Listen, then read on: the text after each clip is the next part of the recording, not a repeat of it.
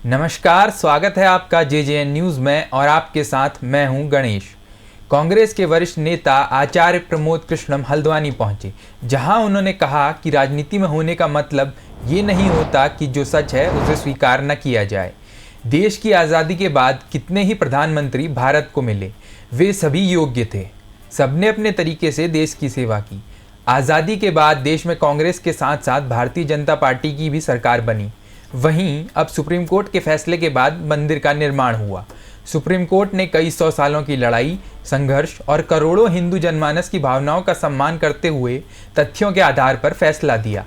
लेकिन यदि देश में सशक्त प्रधानमंत्री नहीं होता तो सुप्रीम कोर्ट के फैसले को इम्प्लीमेंट नहीं किया जा सकता था।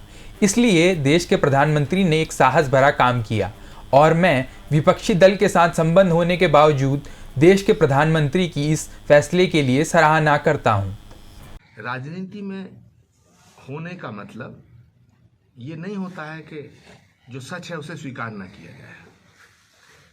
देश की आज़ादी के बाद कितने ही प्रधानमंत्री भारत को मिले, सब योग्य थे, सबने अपनी अपनी तरह से देश की सेवा की।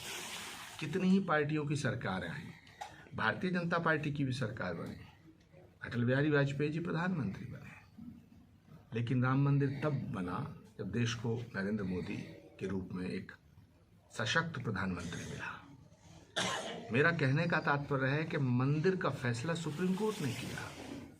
सुप्रीम कोर्ट के फैसले के बाद मंदिर बन रहा है।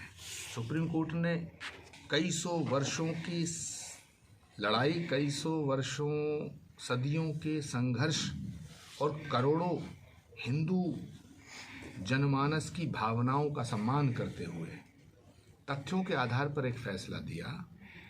लेकिन यदि देश में कोई सशक्त प्रधानमंत्री नहीं होता तो सुप्रीम कोर्ट के फैसले को इम्प्लीमेंट नहीं किया जा सकता था। इसलिए देश के प्रधानमंत्री ने एक साहस भरा काम किया और मैं उनके विपक्षी दल के साथ संबंध होने के बावजूद देश के प्रधानमंत्री का इस फैसले के लिए सराहना करता हूं। वहीं दूसरी ओर आचार्य प्रमोद कृष्णम ने अयोध्या में बीते 22 जनवरी को रामलला की मूर्ति की प्राण प्रतिष्ठा के मौके पर विपक्षी दलों के अयोध्या न जाने को लेकर सवाल खड़े किए। उन्होंने कहा कि श्री राम किसी एक पार्टी के नहीं हैं, इसलिए कांग्रेस समेत सभी विपक्षी दलों के नेताओं को अयोध्या जाना चाहिए था। राम के मंदिर में जाने के लिए निमंत्रण की आवश्यकता नहीं होती है और यदि निमंत्रण आए तो ये मनुष्य का सौभाग्य होता है।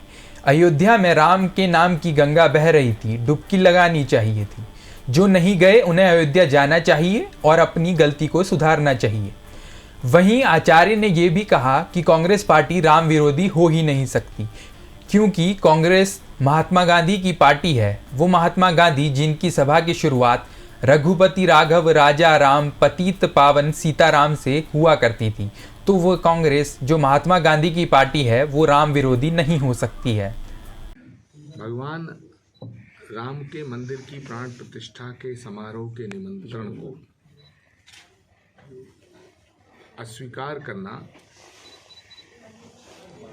मुझे लगता है बहुत बड़ी गलती है।